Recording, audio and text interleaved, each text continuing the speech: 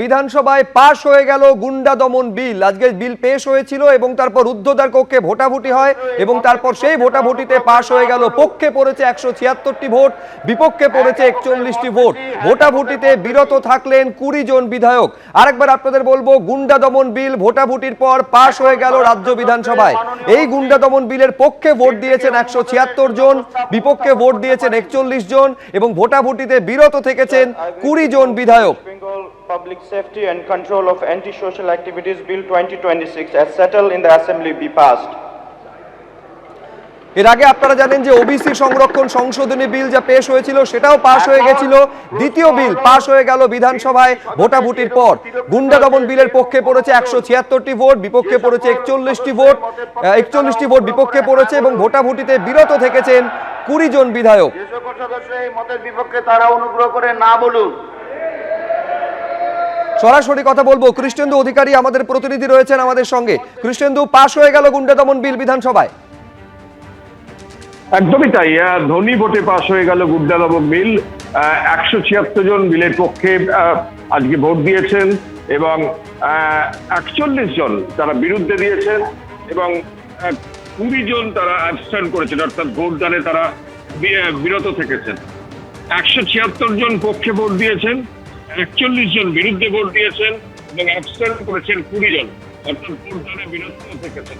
অর্থাৎ যে গুন্ডা দমন বিল আজকে মুখ্যমন্ত্রী দপ্তর থেকে চালু করার প্রস্তাব দেওয়া হয়েছিল এবং সেই বিলের উপর আলোচনা হয় দীর্ঘক্ষণ ধরে এবং সেই আলোচনার পর অবশেষে ভোটাভুটি হয় এবং ভোটাভুটির পর যেহেতু দেখা যাচ্ছে সংখ্যাগরিষ্ঠ বিধায়করা তারা এই বিলের পক্ষে ভোট দিয়েছেন এবং বিলের পক্ষে ভোট দেওয়ার ফলে এই বিল পাশ হয়ে গেল। এবং এই বিলে গুন্ডা কাদের বলা হয়েছে বলে তাদের চিহ্নিত করা হয়েছে, সমাজ বিরোধী কাদের বলা হয়েছে তাদের চিহ্নিত করা হয়েছে এবং তাদের বিরুদ্ধে যথাযথ ব্যবস্থা নেওয়ার প্রভিশন নেওয়ার পাশাপাশি যদি কোনো ভাঙচুর হয়, অগ্নিসংযোগ হয় বা অন্য কোনো ধ্বংসর ঘটনা ঘটে, সেক্ষেত্রে তাদের সেই সম্পত্তি বাজেয়াপ্ত করে সেখান থেকে ক্ষতিপূরণ আদায়ের। সরাসরি মুখ্যমন্ত্রী বলছেন, ডক্টর শ্যামাপ্রসাদ মুখার্জি তিনি সব সময় বলে এসেছেন, এক দেশ এক প্রধান, এক বিধান এক নিশান। আমরা পশ্চিমবঙ্গেও আমরা ইউনিফর্ম সিভিল কোড বিল ইন্ট্রোডিউস করব। আমরা আজকে যে স্টেটমেন্ট দিচ্ছে, আপনি বিচলিত হবেন না, শুনুন। আপনার অবজেকশন দেওয়ার জায়গা আছে, শুনুন please, please listen first, after that you raise your voice. আমাদের এই বিলের জন্য প্লিজ প্লিজ প্লিজ বসুন। আমরা আগামী 2 তারিখে ক্যাবিনেটে এই বিলের খসড়া অনুমোদনের জন্য আনতে চলেছি।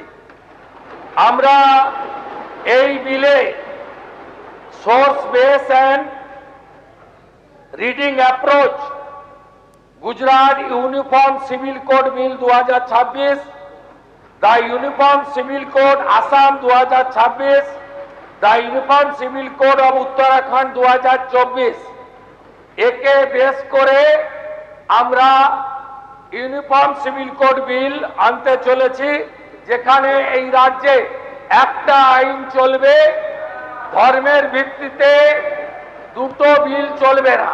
শুধু এক্ষেত্রে মূলবাসী, আদিবাসী এবং কুর্মী সহ যারা আছেন, যারা আমাদের প্রাচীন জনজাতি মূলবাসী, তারা এই প্রস্তাবিত বিলের আওতার বাইরে থাকবে।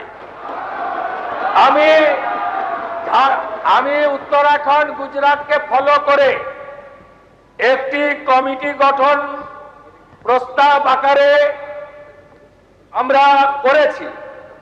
সেই কমিটির হেডে থাকবেন সুপ্রিম কোর্টের retired justice Ranjana Desai chairperson. এর সঙ্গে মেম্বার থাকবেন একজন retired IAS officer, legal expert, একজন শিক্ষাবিদ, একজন সোশ্যাল ওয়ার্কার এবং একজন additional secretary general administration department secretary হিসাবে। এই টাস্ক ফোর্সের কাজ যেগুলো দেওয়া হয়েছে conduct a comprehensive study of the various personal family laws prevailing in the state, including provisions related to marriage, divorce, maintenance, succession, adoption and live-in relationship. এই ধরনের মোট 9টি বিষয় এই কমিটিকে দেওয়া হয়েছে। আমি এই হাউসে অ্যাসিওর করছি যে এই কমিটিকে 4 সপ্তাহ টাইম দেওয়া হয়েছে।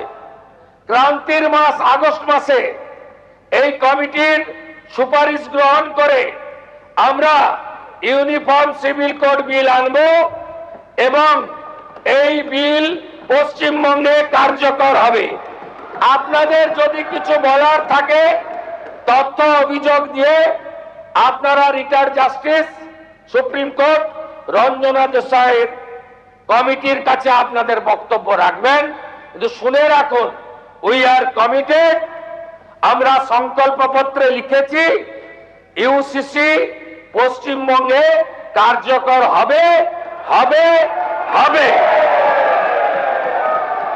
এবিপি আনন্দ, এগিয়ে থাকে, এগিয়ে রাখে।